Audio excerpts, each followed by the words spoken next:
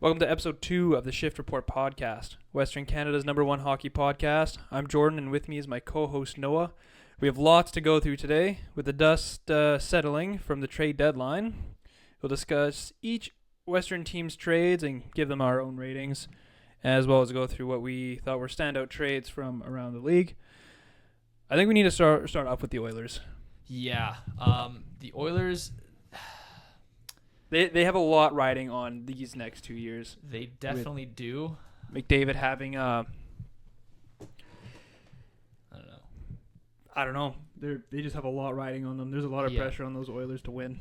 I think this year they're a little bit there's a little bit less pressure, but definitely next year and the year after when McDavid's $12.5 million contract extension kicks in, with the rising salary cap, that's gonna be very important. But that's the future. They have the entire offseason to make moves because they're going to have a lot of extra cap space, or more cap space than was expected going into the season anyways. So this season, maybe I'll address just the trades they made earlier on in the season with that Skinner. Basically, I think it was Stuart Skinner, Brett Kulak, and a 2029 second-round pick for Tristan Jarry and Sam Poulin. Now, I know that's in the past, but it's like... what's his face? Jarry was supposed to be the guy in Edmonton. And I just don't think that has quite turned out the way Edmonton has hoped. So going into the deadline, a lot of people were thinking they would make a move in goal, but clearly they didn't. So the two trades that Edmonton made, the first one, both of them were with Chicago. The first one was Jason Dickinson. Connor Murphy. Edmonton received at 50% retained for a 2028 second round pick. Now that trade I personally really, really like, actually. Like, I think that's a fantastic trade. They get a solid top 4 D-man, who was the first defender over the board on the league's best penalty kill up to this point, which, I don't know, I feel like that's somewhere where the Oilers really struggled. They have a 27th ranked penalty kill in the league, and their defense has been terrible. I agree. I think that really helps their depth and defensive issues. He's a big boy. He's great on their penalty kill. And I think, kind of jumping ahead, also adding Colton Dock. Yes. They've added 2 essentially enforcers. Yeah. To help them. And I think that's what they need. They need more grit on their team. Yes. And I think that's part of the reason why they didn't do well. Okay, they did well the first time they faced Florida in the finals, bring it to Game 7. But I think they just don't have the grit. If you're looking at a team like Florida, who's super tough and rumble, I think that in that sense, it's really helped the Oilers. But I do think within the year they need a goalie. I was hoping that Bowman would make a move for Bobrovsky or Binnington. He has pretty much everything to lose, so might as well put it all on the line. Like, you need to get McDavid a cup, and I think you should have done. If I'm in his position, I'm getting a goalie no matter what. Like, I'm not mad at these trades. I think they're good. They're good depth pieces. Yeah, but I think a goalie would have helped them out more. Yeah, you're not wrong. And I do like I'll get into the second trade really quickly here. The Jason Dickinson, 50% retained for, and Colton Dock for Andrew Mangiapane and a conditional 2027 first round pick that is top 12 protected, which I don't think is going to matter because I think the Oilers should be okay this season. I guess 2027 would be next season's draft. But regardless, looking at how Jarry and Ingram were playing, I definitely think that Bowman should have made a deal at this deadline if he wanted a really good opportunity to push for a cup, because McDavid's only here for 3 years. Like, I get it. They made that trade for Jarry in hopes that he was their guy because he's signed for basically the rest of the McDavid contract, the McDavid extension. But it clearly hasn't worked out. I'm confident that Jarry could find some form yet, but it's not a surefire thing. No. And I think the trade they made for Jarry was in haste. Like, Skinner was doing okay at the time. They could have waited. Like, this Jarry trade would have still been there And in January. Arguably, he's settled well into Pittsburgh. He has. I mean, he's had some rough results as of late. Yeah. Like he's had a few rough games, and I think that's the Skinner experience. But I mean, he could have held us afloat, I guess, for a little while. Yeah. But the one thing that I think kept Bowman from making a move was that he knows Ingram. I don't know. I feel like Ingram's been a little bit better than Jari, and he's had some decent results, even though it hasn't been knock your socks off good. But yeah, it's tough. I would have loved to see a Binnington or Bobrovsky trade, but I feel like that's going to happen in the summertime instead now, if anything. Yeah, I mean, and like keeping on topic with their defense, I think it's all pointing to a disaster. Their system isn't working with the defense going up, which I think on a team like keeping in the West, more like the Jets, where like you have Hellebuck who can bail you out when the other team gets on a counter, whereas at the moment the Oilers, if that puck gets turned over and you have Tristan Jarry or Ingram on the other end, what do you do? Yeah, you're not wrong. Like when they do make those large giveaways and those gaffes, they do get hurt a lot coming back the other way. But at the same time, historically, Edmonton's played their best defense when their defenders move the puck. It's like when Bouchard is making those long distance plays, or other players are making passes out of the ozone. Like when Paul Coffey left last year, he left the bench. He was the assistant coach, and now he left, and now he's come back to kind of be the assistant again. Their defense noticeably dropped. Like it was bad after at the start of the season. Like in the playoffs, it was statistically the best defense in the playoffs up until the final. But then now that Paul Coffey left, it kind of dropped. But these last couple of games that Paul Coffey's been here, there was a noticeable shift in the puck moving out of the defensive end. And while it hasn't been perfect yet, obviously they had that 6-3 shellacking to Carolina. I don't know. From my perspective, I've seen better things. Maybe this is copium, but I do think that having a better goalie would make everything better because they can't win games 7-5. No, so it's not sustainable. Their success is going to depend on either one of Ingram or Jari catching fire, which, again, not entirely out of the realm of possibility. I just wish, like you said, he would have went out and got like a Bobrovsky or a Binnington. But now that the trade deadline's done, they got to work with what they got, and I think they improved their defensive end with Jason Dickinson and Connor Murphy coming onto the team. Yeah, and there's no argument there. No. But I think like you look at teams who have won the cup in the past, it's not like they went into the playoffs like, oh, I really hope my goalie shows up. It's more, we know we have a complete team. We're not like, oh, I hope these guys. There's 18 games left in the season for most, give or take. I don't know. If I'm an Oilers fan, I'm not going to go in too confident. Yeah. And as an Oilers fan, I'm not going in too confident. But the one thing that the Oilers have is two gentlemen by the name of Connor McDavid and Leon Draisaitl, and you can never count those two players out. No, you'd be foolish to. Yeah. I guess they're both top 4 in points per game in the playoffs, which is just wild that they're active and they're on the same team and they're doing that. But I think we move on to another Western Canadian team that made some interesting moves, weren't quite as active as I thought they would be, and that is Winnipeg. Yes, Winnipeg was not nearly as active as I thought it would be.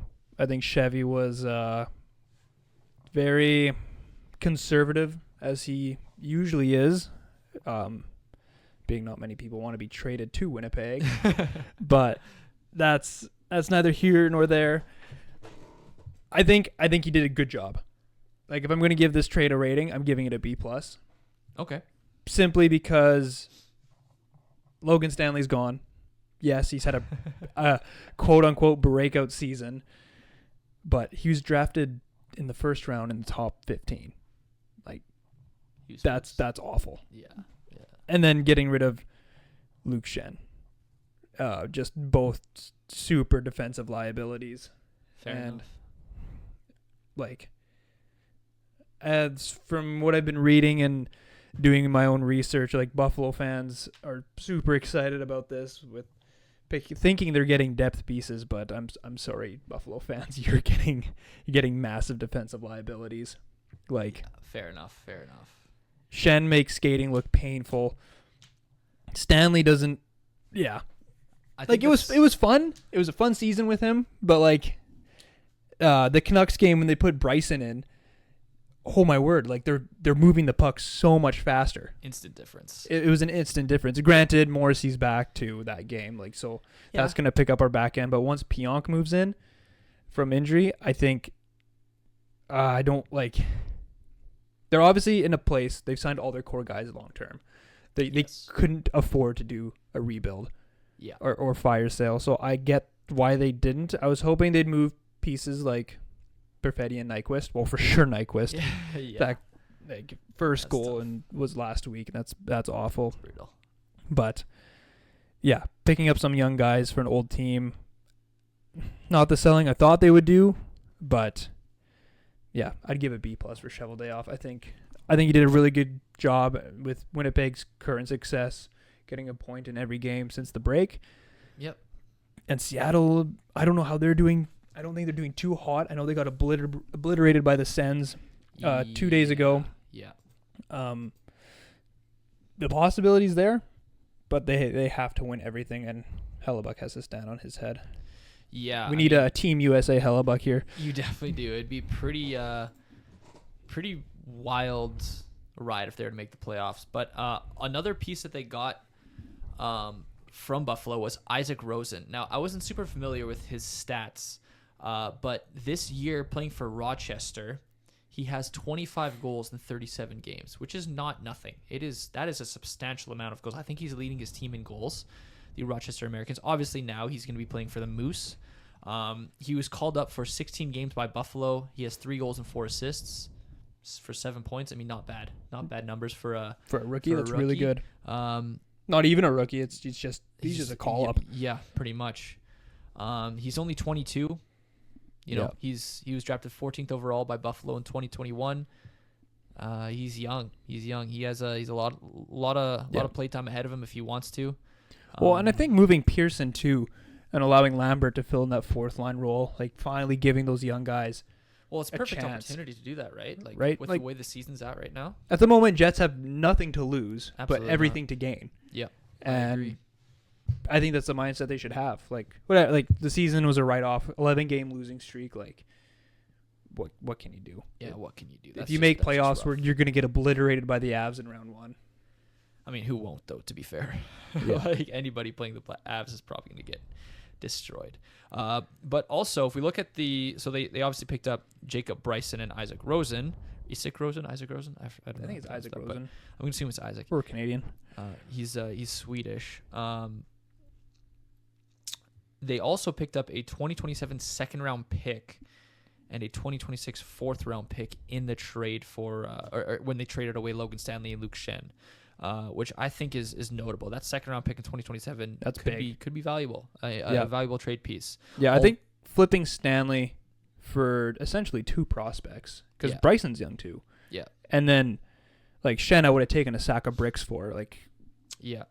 that would have been more useful on the ice. Like, I'm sorry. Yeah. And then, I think we did you get a 7th for Pearson? I think the 7th was for Pearson. It was a 2026 7th-round pick. But keep in mind, you also retained 50% on Luke Shen's contract as well in that trade, which I think wasn't anything big. And was he even signed into next season already? Or I think he was a UFA, and so was Stanley. Okay. I know for sure Stanley, which unfortunately it almost sounds like he's going to be a rental.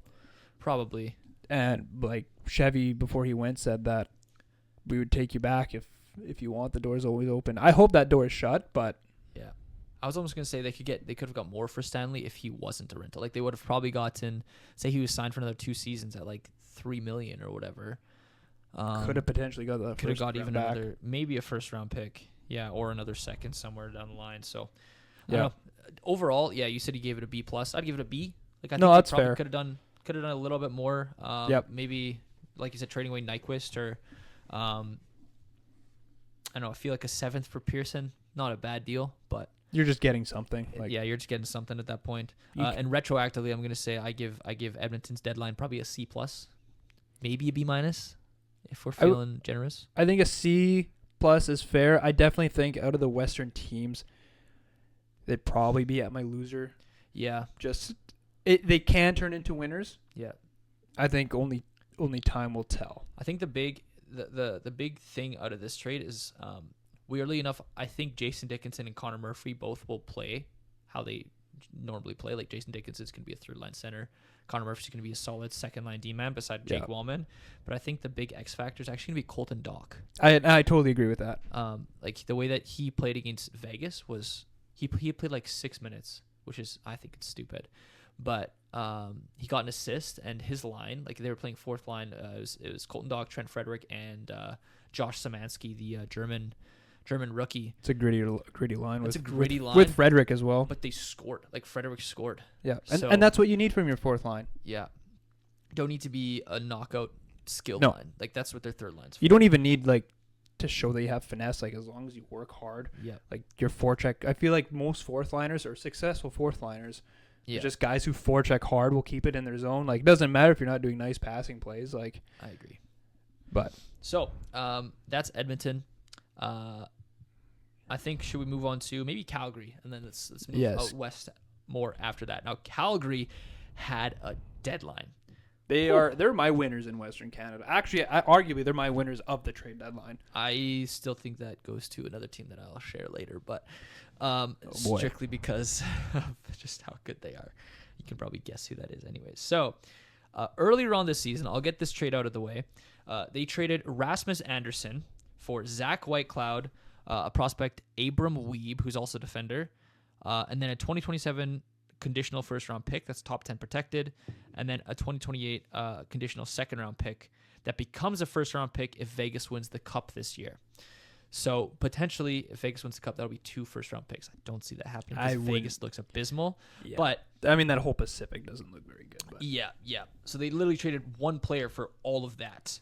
Yeah. Then they traded, I believe it was Mackenzie Weegar, and I forget how both trades ended up working out. But in the end, they had Mackenzie Weegar gone and Nazem Kadri gone for prospect Jonathan Castagna, Ollie Mata, the defender, forward Ryan Strome, Victor Olofsson from Colorado, and then 2 prospects, Max Curran, who's a center, and Brendan Othman, who's a forward. And then they got another conditional first-round pick and a conditional second-round pick from Colorado, 2028 and 2027, respectively. That is a haul. A haul. Vancouver, take notes. This is how you do rebuilds. Yeah, like they traded out an aging center, Nazem Kadri, Rasmus Andersson, who was wanting to be gone. Although they did retain 50% on his contract this year, which I think was of Kadri's? 6 million. No, of Rasmus Andersson. They retained, gotcha. 20% on Kadri's contract. And then they got rid of Weegar, which is, I thought Weegar is really good. I forget where he went to Utah. Utah. That was a Utah trade. So yeah, that's a haul. Like I think, you know what, all 3 of those players that they traded, like Kadri, Weegar, and Anderson, they also traded a prospect, Jacob Battaglia. Yeah. But and then two picks, one in both in 2027, 1 4th-round pick, 1 7th-round pick. But the main players in this were Weegar, Kadri, and Anderson. Dang. Let's talk about that Kadri trade for a sec. Yeah.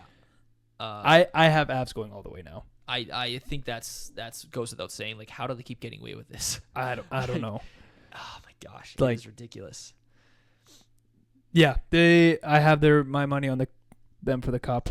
They look unstoppable. Yeah. Like, unless McKinnon can't hit open nets anymore. We actually did that the other night. That was brutal. It's brutal. McKinnon just can't beat the allegations. No, someone should have thrown one of those stuffies at him. Yeah. Oh my gosh. Also, did I forget to say that Calgary also got 3 2026 second-round picks from Utah, New York, and Ottawa in the. That was the Weegar trade, right? That was the Weegar trade. Yep. But yeah, so Colorado, their center depth, they have McKinnon, first-line center. And keep in mind, he has Landeskog and Martin Necas on his wings. And then he can still go, oh yeah, let's just throw in Brock Nelson, second-line center. and then Nazem Kadri, third line center, because why not? Oh, and if you thought that was good, how about let's have Nicholas Roy as our fourth line center? Yeah. Like, are you kidding me? That is ridiculous. Like, I just don't know. And then they have freaking Cale Makar in as a first line D. Like, I just don't understand. Cale Makar, Devon Taves, Like, who we've spoken our fair share of criticism about, but hey, Devon Taves is better in the NHL than he is in the Olympics, but like, jeepers. Like, who's in net for them? Colorado? Yeah. They have Mackenzie Blackwood and Scott Wedgwood. Wow. Yeah. They're Like, top if they to don't bottom. win, I'm almost thinking that, let's say, well, if you just look at the Central Division itself, like the moves that Minnesota did, like continuing their depth with Foligno. Who else? They got another. To be fair, I think Foligno might be sitting in the press box, but I guess so. might not Because they be got good. some more depth pieces, correct? yeah, I mean they got rid of a bunch with the Quinn Hughes trade earlier on. But Yeah, now but I'm they're forgetting looking also exactly- really good. Yes. I'm just gonna look up their transactions as of late. But they also picked up Bobby Brink. That's right. And Jeff From- Petrie, that's who I was Jeff thinking. Petrie, that's Yeah. right. That guy used to Oilers legend. Who else? I don't know if they made any other big trades. No, I don't think so. They got Jeff Petrie, acquired Bobby Brink for David So- Jiricek, and then Nick Foligno. so So they actually didn't do a whole lot. Foligno, Bobby Brink, and Jeff Petrie. Yeah, some depth Yeah. pieces. Like, they look good already. Yeah. So I don't think Colorado needs to do anything, but yeah, going back to Calgary, they did exactly what a team in Calgary's position needs to do. Like, they're not Yeah. going to be making the playoffs by any means necessary. Like, they are, or by any means rather. I don't think there's any hope at that. Like, there's for the Jets, for example, there's still like a sparkle of like, oh, if we go on a big run, we could do it. I think Sparkle might be too big. It might be too big. Yeah. And I don't even know why you'd want to at this point, just to get destroyed by Colorado round one.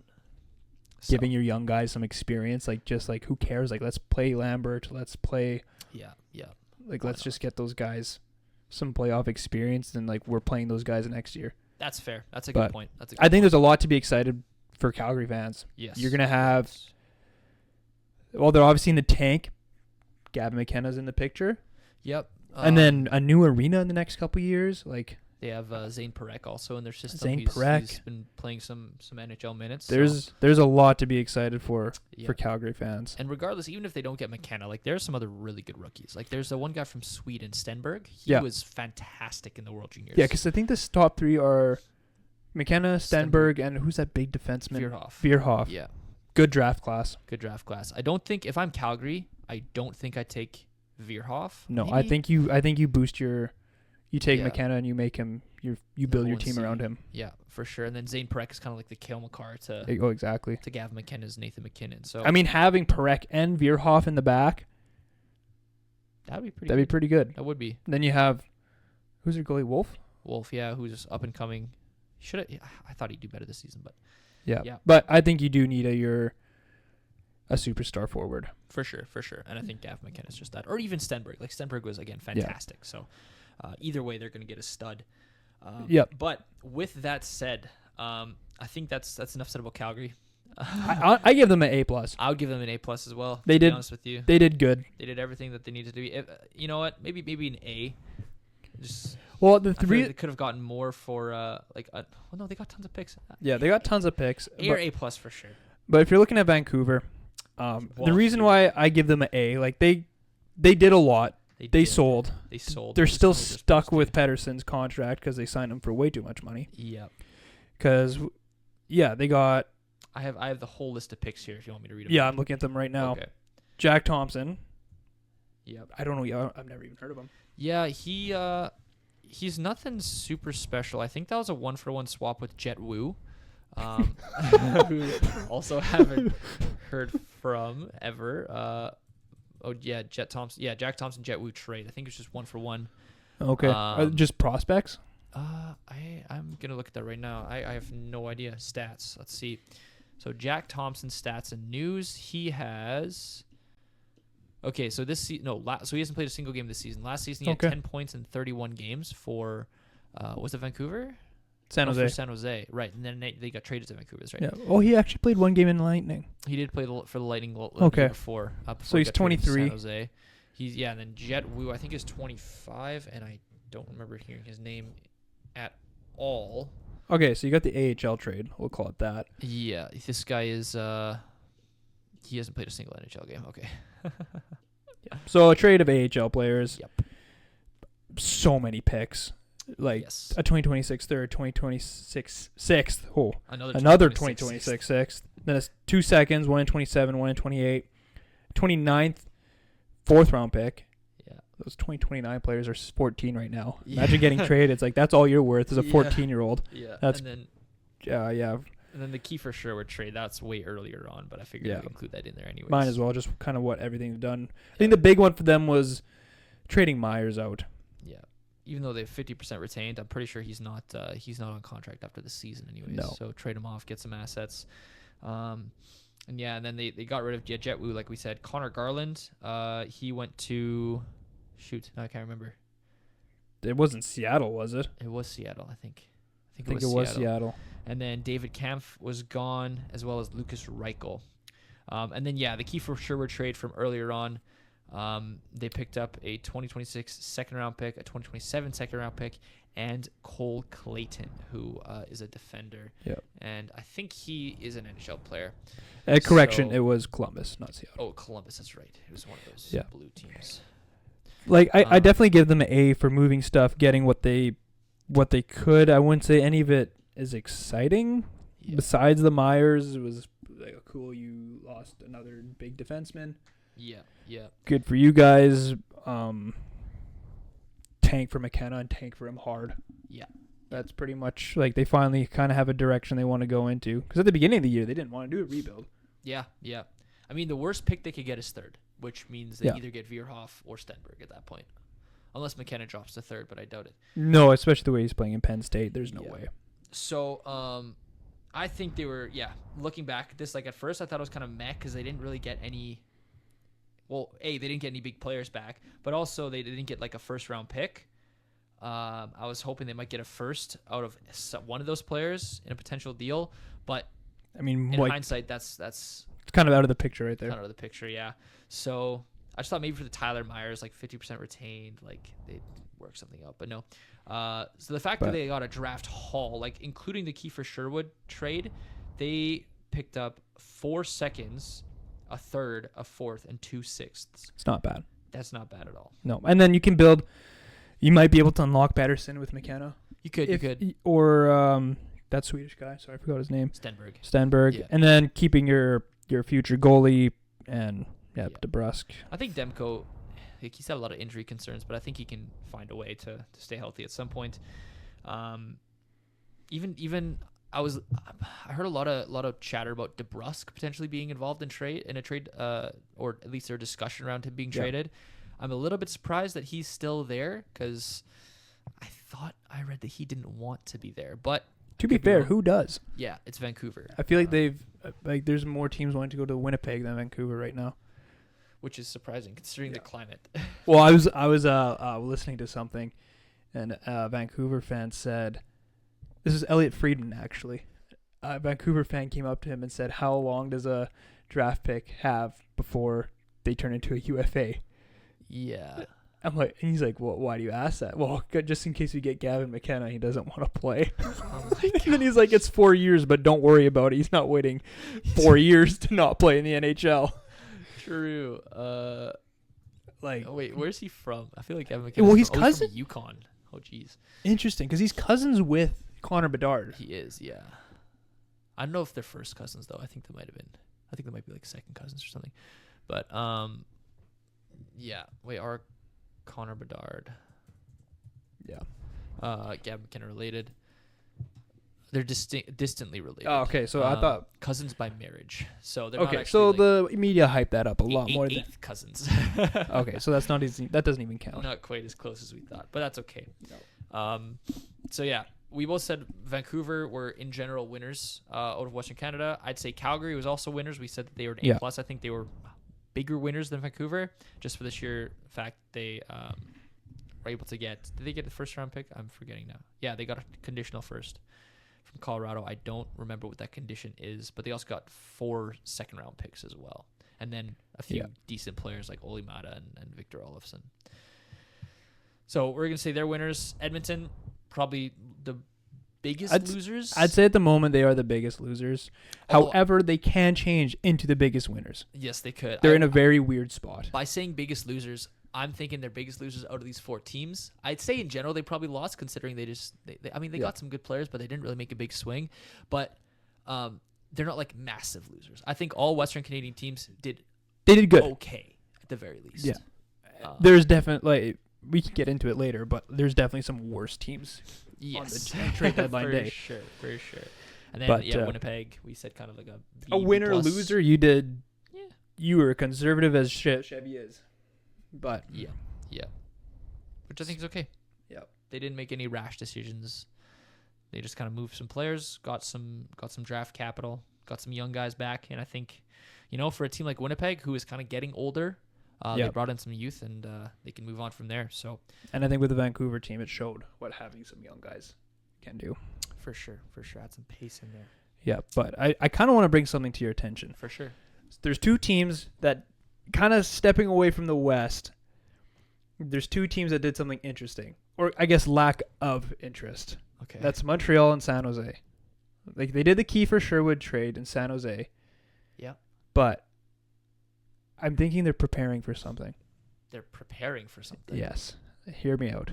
So, one, as I was reading up for this podcast, Montreal did nothing. Yeah, they did nothing. They're not really in a position to, push for a cup yet. All their guys are 2 years away from their prime. Yep. Whose contract is up in 2 years? McDavid's not going to Montreal or San Jose, please. Dude, Please. I think that Sorry, I San should rephrase Jose. that. McDavid's not going to Montreal. He might go to San Jose. that was pretty good. I think that both those teams are gonna, if Oilers don't get a cup, which I'm thinking they will if they can get a goalie. Mm-hmm. If they can get a goalie, I almost guarantee you they'll have a cup within the 2 years. Yeah, I But mean, it's possible. If McDavid doesn't have his cup in 2 years, starting next season, I think he's most likely. Okay, I shouldn't say most likely because I have no idea, but Yeah. I think there's a big chance that he's going to San Jose, or Montreal. I'd say San Jose is probably more likely. Montreal, I don't know. I feel like there's too many cooks in the kitchen, but That's true. yeah, looking at it, I think the Oilers' projected cap space in 2027. So next season, 2026, 2027. I can't find it here for some reason. Why can I not find it? Cap projections. Here we go. They're projected to have, with all their players signed, it looks here like 16 million or $17 million. Yeah. And they have 1, 2, 3, 4, 5, 6, 7, 8, 9 forwards signed next season, and 5 defenders. So with that $17 million, they really only have to find a backup goalie, which is probably just gonna be like $1 million, $1 million bucks, unless they make a big trade and make a big splash. They have to find. They could potentially re-sign Connor Murphy or Spencer Stastny. So probably 2 defenders. So a goalie, 2 defenders, and then 3 forwards, because they do have some guys like Isaac Howard in Bakersfield, other guys that they'd like to call up. So that's a lot of money to play with. They can make a big splash. And I don't think it comes down to the dollars necessarily for McDavid at that point. Yeah. I think it's, and I don't mean to be blunt, but I think it comes down to mismanagement during his for his tenure at the Oilers. Oh, 100%. Yeah. Ken Holland screwed bonehead. Like that Darnell Nurse deal is going to haunt them forever. He's still on contract until 2029, 2030. I feel like we've been talking about this for years already. Yeah. And it's just he's a pylon. He's a pylon. At best, he's a third line. I've heard some rumblings that they're going to try and offload that contract somewhere. I don't know who would take it for what. I feel like we'd have to attach a prospect 2 seconds just for free. Yeah. Like, it's ridiculous how bad that contract is. But going back to the McDavid thing, the most likely place I would see would probably be San Jose. I don't think it's realistic that he goes to Toronto unless Austin Matthews is coming the other way. No, but you know that the media is going to be hyping it up that. Oh, of course. And I don't think McDavid will want to go to Toronto. No, he wants to win a cup. And I think San Jose and Montreal, future-wise, are the best place. Yeah. Like, I think Montreal is one of the most exciting teams right now. Yep. Same as San Jose. Like, Toronto, I don't think he wants to go. He doesn't want to go to a team that's going to rebuild, and I think Toronto is in a really bad spot right now. Yeah, and I think Toronto really messed up at the trade deadline. They could have got a lot more for their players than they did. But arguably, I think Toronto was like my biggest loser of the league. I'd say Carolina personally, because they just didn't do anything, and I feel like every single year they just don't do enough. But I'm calling it Eastern Conference Final 4-0 sweep. Probably. I would not be surprised. But maybe this is their year to make it out of the East. I doubt it, because Tampa Bay is a freaking wagon, but whatever. Yeah. It is what it is. All right.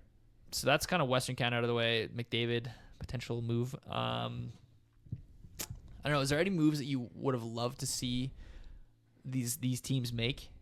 Maybe with Winnipeg? Like, is there anything that you would have liked to see from them? I think with Winnipeg, it would have been nice if they would have picked up a top 6 winger. Yeah, kind of fill in that Ehlers void that I think has been haunting that second line, and Arniel isn't quite sure. I don't think Perfetti is kind of filling in that area, and you've invested so much time into Perfetti. It's like, all right, like he had a good season last year, but now being without Ehlers, he's been silent. Yeah, he's been a bit of a shadow of his former self.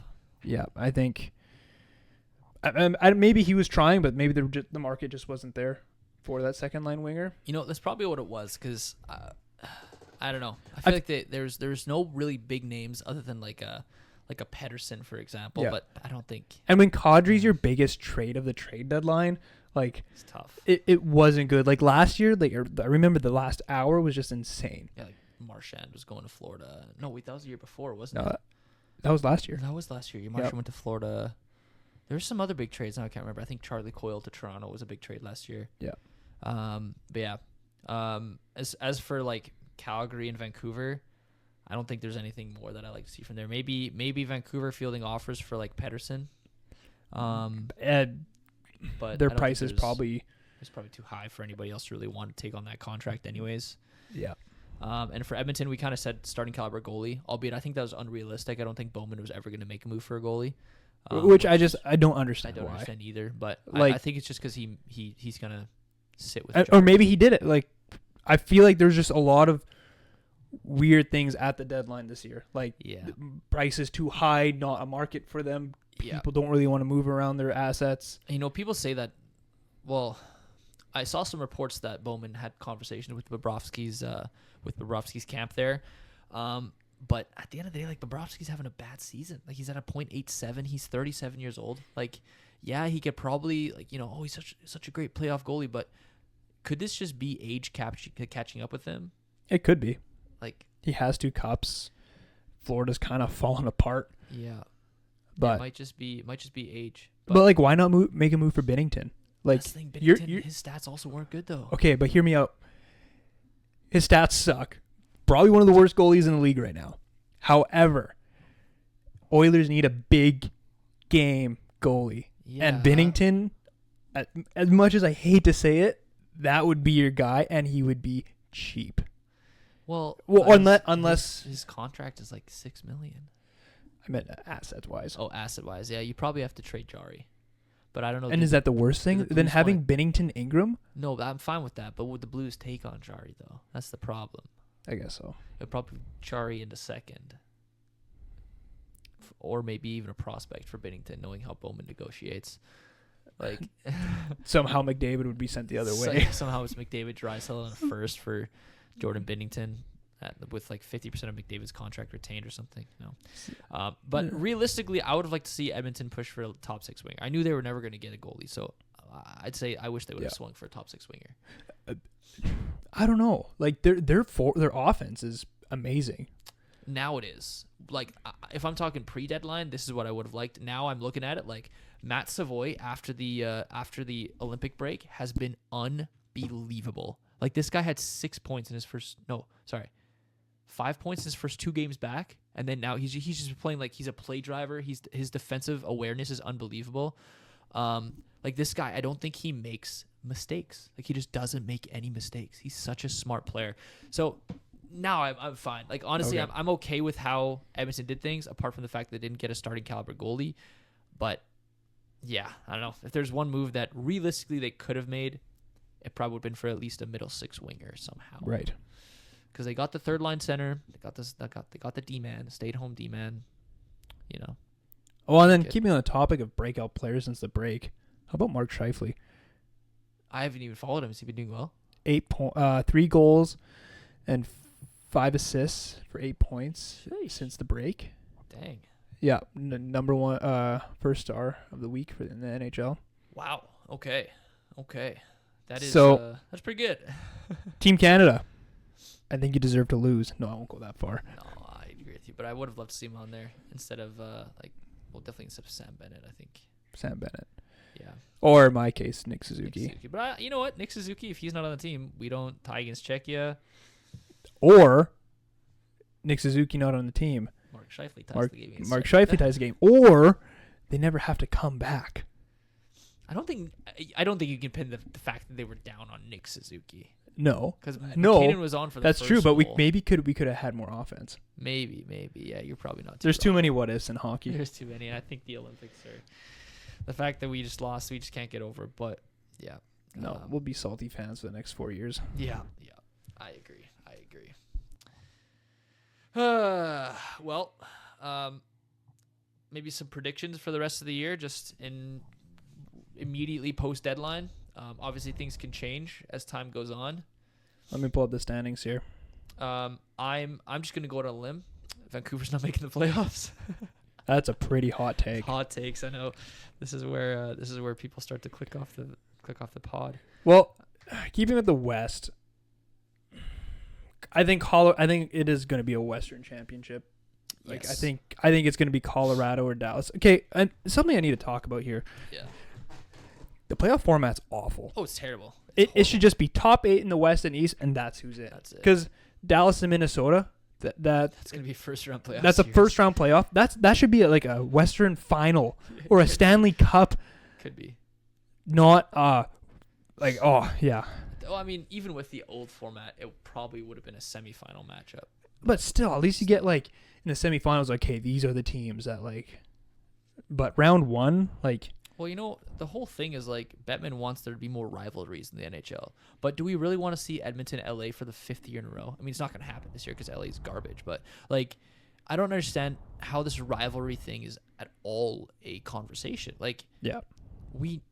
the 1 versus 8. I mean, yeah, I get it. Like, I'm an Edmonton fan. I want them to make the playoffs, and I think under the top 8 teams, whatever, they would make the playoffs still. Barely, but they would be in the they're in a playoff spot technically. But like no Pacific team would be in the playoffs right now. In the East. In the East. Yeah. Oh yeah, sorry. In the Was West that they league would. conference? They would be in the West they would be below, so it would be Ducks in 4th, and then Vegas in 6th, Edmonton in 7th. Yeah, And because then we'd have a the- Colorado-Seattle matchup. Yeah. Dallas, Edmonton. That'd be a good series. matchup, yeah. And then Minnesota, Vegas, a very good series, and Anaheim, Utah. Which is, I mean, I'd rather see that than whatever we get now. I mean, Edmonton, to be fair, like, looking at the pedigree of these teams, like Edmonton, Vegas, that's going to be a banger series. No matter how you yeah. put it. That's going to be a banger series. I do think Edmonton will edge them out. Well, just seeing how Vegas played yesterday, like Edmonton won 4-2. Vegas' defense, for all the moves they made to get, like, they have like Hannafin, they have Anderson, they have... and versus Minnesota, like they shat the bed They're in terrible. 5 minutes. They let in 3 goals. They're terrible. Like, they're actually so bad. Yeah. So the fact that like they made these big defensive trades, I don't think they got better. Like, their defense was bad. And I mean, they have the Shea Theodore, they have Braden McNabb as well, like these big names. But like, what are they doing? They did nothing. They're doing nothing. Against Edmonton yesterday. They were bad. Edmonton had 15 shots or 8. No, they had like 18 shots. Scored 4 goals. Who was in net for them? Aiden Hill. Yeah, I get it. If you listen to our first podcast, Mr. Jordan over here thought that Aiden Hill would be. I take it back. Canada's goalie. I'm human. I can make mistakes. No, it's fair. He could get better, but I just think he's a big body that relies too much on his size. That's neither here nor there. But yeah, the playoff format is garbo. The East is makes a lot more sense. Like this format in the East is fine, I think. Yeah, like Buffalo first in the Atlantic, like good for them. Finally, Canadians it's about time. Going to be in the playoffs where they kind of are supposed to. Yep. Like pretty much everything is as expected. Yeah. Besides Florida, and I think Ottawa should be better. Yeah, Ottawa should be better. Toronto's a dumpster fire, so that's fine. But other than that, everything kind of makes sense. I think my predictions for the West.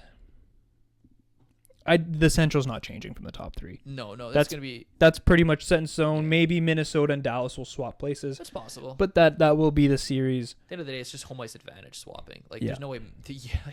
it's good. Yeah, there's no way Utah's catching them. Like, no chance. Like, Colorado has first place. There's no way they're getting dethroned. The Pacific, I think, is more interesting. Yeah. I honestly, I see Edmonton passing Vegas. Yeah. By the time the season's over. Vegas has been bad. I like it can go any way. Like Seattle has 2 games in hand versus Edmonton and Vegas. So they could potentially get first. I would love to see Anaheim stay at first place. Yeah. I think Anaheim, their team is really good. I think Beckett Seneca has been a big surprise for them, but it's been a really good surprise. The fact that he's 20 years old, he's 6'2" or 6'3". Is he Canadian? He's Canadian, yeah. He's like, I want to say it's like 195 or 200 pounds. Like he's a big boy, but he's a skilled forward. That's as soon as awesome. he finds his body, like move kind of grows into it a bit more. Yeah. Learns how to use it. Like he's going to be a dominant force, which is why I think he'll have an Olympic bid for 2030. Like he could have a serious shot at it. But yeah. Yeah, I mean, if my predictions are, realistically, yeah. Edmonton needs to be first in the Pacific. Yeah. I think Anaheim, I think it'll be an Anaheim-Vegas series. Yeah. And for the wild card, I'm hopeful. I think Jets will squeak in. Yeah. The way they have to keep playing the way they've been playing. Yeah. The only reason why I say that's probably no, they could catch Seattle. Yeah. They could. Like they're gonna get decimated round 1, but like Yeah. Like you're versing Colorado. Yeah. I think Utah definitely makes the playoffs from this I agree. First wild card position. But it's just a toss up of who gets the second one. I just don't think Seattle has it. Like they just Have they made the playoffs since their first year? I don't think so. They're a one and done kind of team. Yep. So I don't know. It'll be an interesting end to the season. I mean, obviously we still have plenty of runway to go here. Like Oilers still have 18 games. Jets have 20 games. Still a lot of time left, but we're coming down the stretch here for sure. Yeah, and I think in the East, maybe Montreal moves into that third position in the Atlantic. That's I think that's a good bet. Like Montreal's been solid. If Tampa keeps losing the way they've been losing, I think there's so much that can change in the East right now. Yeah. And come playoff time, like we saw it with Boston years back, where they they had the record-breaking season where they were first in the NHL by a long shot, and obviously they broke the records for points in a season, wins in a season, whatever record that was. But and then they lost to who was it? Tampa round 1. I think so. Oh, no, it was Florida. It was Florida round 1. That was when they made it to the finals but didn't win. So they lost to Florida round 1, and that was like huge. Like that was that was a record-breaking. that game. was unbelievable. Where the second wild card team beats the record-breaking Boston Bruins. So I'm thinking, like, looking at Colorado, yeah, they are stacked top to bottom, but the playoffs are a crazy beast. It's a whole man. new season. It is a It doesn't. crapshoot. It doesn't matter who you have on your team. It's a whole really new doesn't. season. It is. Because the Blues in 2019, Yeah, wild card bitter. 2, beat Jets in the first round, went on to win the cup. Columbus in 20. Oh, when did they? Was it 2019 as well when they swept the Lightning? Lightning won the President's Trophy. Yes, I think so. This was right before COVID. I think it was 2019. Yeah. And then I think Columbus was out second round. Yeah, and then Lightning went on to win 2 cups. After So that. a bit of a wake up call for them, but Maybe that was a good thing for them. yeah, a little bit of, but Yeah. yeah. That's wild. Yeah, it's good. It'll be exciting into the season for sure. I think it will be. Looking forward Lots to will change. Yeah. Maybe let's take a look at this week's games. So Edmonton just played yesterday. I think the Jets also played yesterday. Day before. Day before. Okay, Yeah, so they have did the Jets 2 days rest. The Jets They play get 2 days tomorrow rest? versus Anaheim. Gotcha. So currently, the Flames got blown out by the Caps this evening. The Kings won 1. Scott Laughton scores a goal. Oh my word! That is funny. Is that 2 goals now since he's been traded? That is his 3rd goal and his 3rd goal. 2nd assist. So he's already got more points. Well done, Treleving. Oh my gosh, that's been a terrible trade for Toronto. He got more points in 3 games than he did in his first 20 games with Toronto. That is so funny. They gave him a first, and then they got a second back. They got a second back, yeah. And tomorrow, some heavy matchups. Both very important games for our teams here. So Edmonton plays Colorado. That one is going to be It's a must win. McKinnon. That's a must win for Edmonton. Albeit it'll be tough. And then the Jets play the Ducks. So Which is a must win and a very good game. and it should be a good game. And for the Oilers too, they really hope Winnipeg wins, because then the Oilers be one step closer to that. First place in the Pacific. And I think in our case, Jets don't care if Oilers win or lose because it doesn't help them out. Yeah, it really We're changes too far gone. absolutely nothing. Yeah. As of right now, the Canucks are tied 0-0 with the Senators in the first intermission. And that's kind of the early week games here. Just to quickly go over the rest, Oilers play Stars on Thursday, so another very, very tough game, but a must-win game. Yeah. Jets play the Rangers. Granted, when this pod goes out, all these games will be done. Yeah, they will. So that'll be up to Thursday. Jets play Rangers, and then the Flames play the Devils, and that's the Canucks Predators. This is kind of the last game before this podcast goes out. This podcast is going out Thursday morning. So Thursday morning at 8. those last 4 games will be happening afterwards. So we'll see how that goes, and then a back-to-back for the Oilers to finish out the week on Friday. So against the Blues. I think it goes without saying that the Oilers have a lot of must-win games here. I think almost every single game is must-win game at this point. I mean, if they win a couple, then it'll kind of ease tensions a little bit. But the fact that they have just been not able to get the job done, keep the puck out of the net, that has been a big problem. Yep. And unfortunately, all eyes are on them. Yeah, especially in the Canadian market. Well, they need to do something. They have McDavid for another at minimum 2 years, I guess, after this. Draisaitl's here for the long haul, but McDavid said he wants to win in Edmonton, but he just has to get it done. And if you look at Ovechkin, the cups just come to these guys Eventually. It's a matter of if, not when, or when, not if. When, not if. Yeah. Like McDavid will have his cup. Ovechkin had to wait till he was 35. No, he was. Or was he 36? He was 30. Maybe he's 35. It was 2018. Yeah, he might have been. He's 40 now. Turning okay, he was 33. Okay, maybe he's a little bit younger. Yeah. Yeah, so he was Google. Please help me out here. Okay, he was. So you would have been 33, 32. Yeah. Yeah, he would have been. But still, it's a matter of when.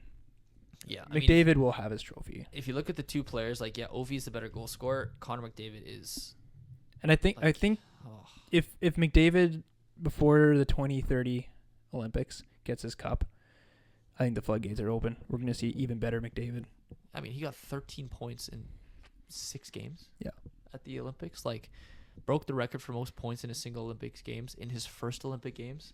Plus, he broke the record for, he broke the record for points by a Canadian, points by an Olympian, an NHL Olympian at the Olympics, and then I think there's some other record he broke. Also, something I read just recently, McDavid now has he's actively in the 6th longest away point streak in NHL history. So I forget who's ahead of him. I took a screenshot of this somewhere, but he is I think 18 games in a row on the road where he has points. That's insane. I know McKinnon at home last year had like a 40-game home point streak, or something like that, which is absurd. But obviously, on the road, it's a lot more difficult. But all those individual stats mean nothing if he doesn't get a cup and a gold medal at this point. Like, he has to win 120-30. Yeah.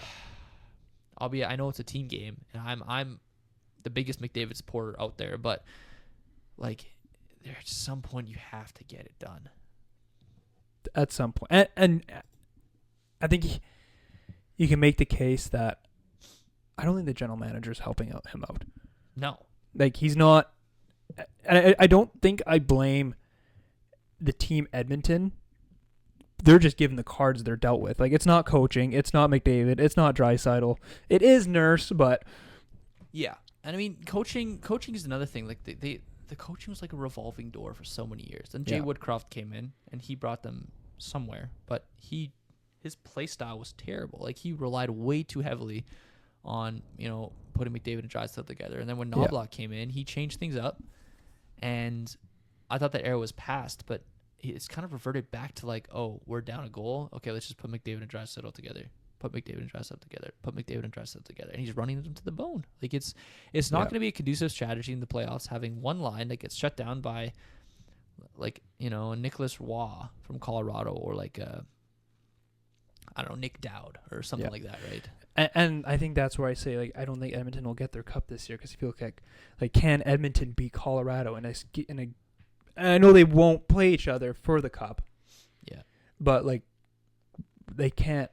I don't think Oilers can beat them in a 7-game series. Line for line, I just don't think it's. I don't think it's there. Like, Edmonton has, in theory, better players. Yeah, but I mean, yeah. Colorado just has defense and a goalie. I say Colorado's deeper for sure, and I mean, if you look at top end talent, like McDavid is, best player in the world. McKinnon is second best player in the world. Oilers have Draisaitl. Colorado has Kyle McCarr. Yeah. And apart from that, like, the Oilers, maybe, Zach Hyman's up there. Evan Bouchard is up there. But then you go to the next line, you got Natchez and Brock Nelson. Like you just don't have those players. No. So, it's ridiculous how. But you don't rule them Colorado out. is. They somehow, the last 2 years, they've crawled their way to the finals. And I think that might be where their issue is. Like, instead of crawling there, like, if you look at the Colorado, was it the 23 run they had, or 22? 22, yeah. They didn't just like crawl their way to the finals. They dominated. Hey, they swept 2 series, and I think in total they lost 4 games. Last year, I just want to correct you on this. Yeah, the Oilers won in 6 against LA, but then they beat Vegas and Dallas both in 5 games. So that is true. They didn't just they did do a fair bit of demolishing in their way. Yeah. But then they got demolished in the cup. Well, yeah. 4-2. 4-2. I mean, yeah. Wasn't pretty. No. Well, I think that's just proof. Like, in some way, it actually does prove my point. They're just done. Like, yeah, they're too tired. They're tired. They fought their way through that season because they had a 12-game losing streak at the start, or no, not 12-game losing. No, they were last year. They started. Was it 2 years ago? They started 2-9-1. Last year they started 5-9-2 or something. Right, gotcha. And then this year. This year's been much better. It's been a little better, but they kind of, like, the last 2 years they had a really bad start and then they picked it up and won a bunch. This year they had an okay start and then just didn't find their form. Yeah, because last year after the Four Nation break, they were arguably the best team in the league. Yeah, they went on a crazy tear for sure. But I think but they're just tired. Yeah, McDavid and Draisaitl are tired. Yeah, and an interesting thing as well that came out of the game yesterday against Vegas, McDavid, for the second time in his career, did not take a single faceoff. He's averaging 11 faceoffs per game this season. Yeah. And then after the Olympic break, he did have his hand taped up, I think, at the end of the Olympic break. But after it dropped to 8.5 roughly until yesterday, which is, whatever, it's 3 faceoffs. It's not necessarily nothing, but it's not like a massive drop-off, right? It is something to be noted, but not a massive drop-off. But yeah, the fact that he took 0 faceoffs yesterday is somewhat concerning. Yeah. And his shooting since the Olympic break has also been down. Like, the Oilers statistically do a lot better when McDavid shoots more, I guess, in general, right? He's got a crazy accurate shot. So he does. And even if it's not going in, that just is meaning that the opposition is looking at something else, right? Like, they got to be on their toes for the McDavid shot, and then he can do those crazy passes that he somehow always finds. But he's been averaging 2 shots a game since the Olympic break, when he was averaging 4 to 5 a game before, for a good distance or a good time period. So I'm afraid something might be up with his hand or something like that. But it could just be precautionary too. Could just be precautionary. I don't know. It could just be something where he's just not finding the same spaces as he was before, and he just got to find his rhythm again. But all great players adjust their game. Yeah, that's true. That's true. So I hope he is able to, I don't know, find his scoring touch again at the very least, because the Oilers are going to need it down the stretch, and I don't think they can afford to sit him at all. No, because he's kind of their whole team right now. Because I think if they can crawl to that first place in the Pacific, have a very comfortable not like a sit back in the first round, but if they get Seattle, it is, or no, I guess they play Utah. Probably. It'd be Seattle or Utah, or Winnipeg, I guess. I would say most likely that Utah. They're going to get that first wild card position. Yeah.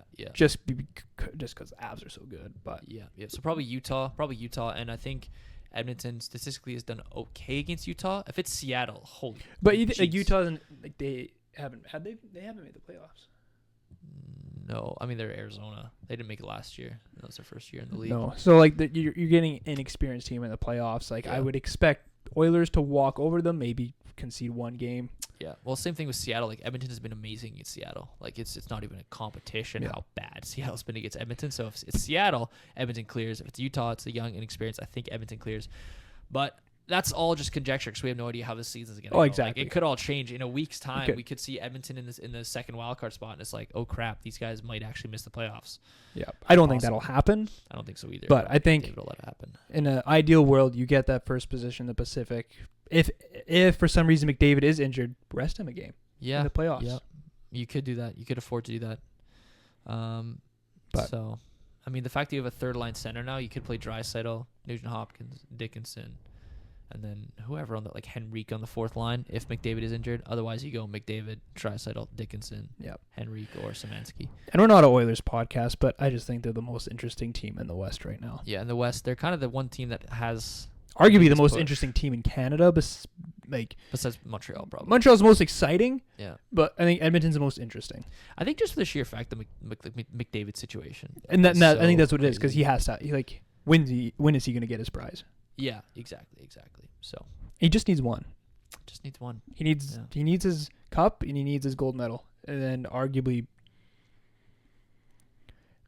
one of the best players in the world, if not. Yeah, well, best players of all time at that point. Yeah. Right now, he is already the best player in the world.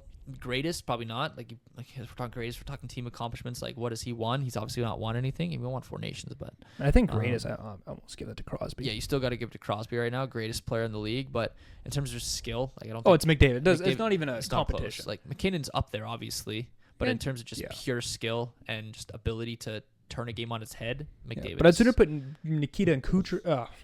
Whoa, Nikita and Kucherov and McKinnon together. That conversation versus McDavid and McKinnon. Yeah, it's probably kind of like a tier 1, tier 2. For those Toronto fans, Matthews isn't even in top 10 for me. No, he's terrible this season. You see, if you take Draisaitl out of the equation, McDavid's just as good. Yeah, he does. You take Marner out of the equation, Matthews sucks. He's been Yeah. Great players don't need someone. No. I mean, I think you saw that like at I should say saw that at the Olympics. It's a terrible comparison. Yeah. Like you see McDavid all throughout the years, even before Draisaitl was good. Like before he was a good McDavid was like his rookie season, he put up 45 points in 42 games or 47 points in 44 games, something like that. Yeah. Like so he was over a point per game with the 2015-2016 Edmonton Oilers. Like what? Like yeah, McDavid scored, doesn't need. He scored 100 points with was it Pat Maroon and like Ty? I don't know. Pat Maroon. So yeah. Matthews isn't even in my top 10. No. But I think the Jets have what Edmonton needs, and Edmonton has what Winnipeg needs. I think that's the Jets have the goalie, and the Oilers have the superstar. I wouldn't even say superstar. They just have the forward depth. That's fair. The forward depth. Because Jets top 6, it's good. It's good. But Iafallo should not be on that first line. Yeah. I agree. There's our issue there. Point. Yeah. It should be Connor, Velarde, Scheifs. I like Taves on the second line. Yeah. Yeah, he's not as fast, but like if you compare him with someone that with speed, like I don't know why Lambert's playing on the fourth. Put him with Perfetti and Taves. Do it. Yeah, have them as well. Like Lambert's so fast. Yeah, I agree. Don't know why he's on the fourth line. Yeah. But whatever. I'm not the coach, and their third line's always been good. I agree. And then our fourth line is Barron, Koepke, great fourth line, but it's fine. Not enough to win playoffs. They have an identity. Yeah, not quite enough to get there. They're so close. They just can't find that right puzzle piece. Yeah, they need one or two more pieces to add to that forward depth, and I think they'd be right there. Because again, Hellebuck is a phenomenal goalie. I know he hasn't proven it in the playoffs yet, but now that he has that Olympic gold under his belt, you'd think that he's going to become a big game player. But I guess we'll have to find out. And then obviously we talked about Vancouver and Calgary. They're kind of in a rebuild phase, but in a few years, Calgary's going to be. I think they'll bounce back. Calgary and Vancouver both. Well, maybe not Vancouver. I think Calgary might become the new Montreal Yeah, it's possible. If they play their cards right, I think Calgary will become a very exciting team. I would agree with that. But if you look at Vancouver, it can be very bad too. Grant, I think that also comes down to their GM just being a complete idiot. Yeah. There's only a few GMs in this league where you can say that they've never really made. Well, I don't think there's actually a single one where you can say that they haven't made a single mistake in their career, but there's not many that have been quite as bad as the ones that have went through Edmonton and Vancouver's locker rooms. So, like, I think Edmonton's in the right position. Yeah. The only thing is like they see the puzzle piece they need. Everyone's telling them what they need, but no, they go. They don't do anything about it. They get Tristan freaking Jarry. So. And it's not like he's a bad goalie, but he's not that guy to bring you to a cup. No, I mean, there's a very good chance he catches fire at some point for the rest of the season, but his confidence just seems to be gone, and whatever. We've talked about the Oilers so much. I think we all know where we're at, but yeah, it's just. I hope we at least have Edmonton and Montreal in the playoffs, and then we'll see how Winnipeg does. Hopefully Winnipeg can squeak in there. Yep. So that's my copium talking. Realistically, probably not, but that's okay. It is. Give the guys some rest. Yeah. Have them play some golf. Golf's always fun. Yeah. All right. I think that's everything for today. All right. Well, thank you very much for listening to the Shift Report podcast with Jordan and Noah. If you liked what you heard, you can go back and listen to our previous episode. As we said at the beginning, this is our second episode ever. These will be released every Thursday at 8 a.m. Central Time. So if you're in Eastern, that is not 8 a.m. but yeah, 8 a.m. Central on Thursday mornings. If you guys want to hear us talk about anything in particular, or you have some thoughts of your own that you'd like to share and maybe have us discuss on a different episode of the podcast, please let us know. This will be posted to YouTube, Spotify, and Apple Podcasts, and there are ways you can comment on all three of them. With that said, thanks again for listening to the Shift Report podcast with Jordan and Noah, and we will see you in the next one. Peace.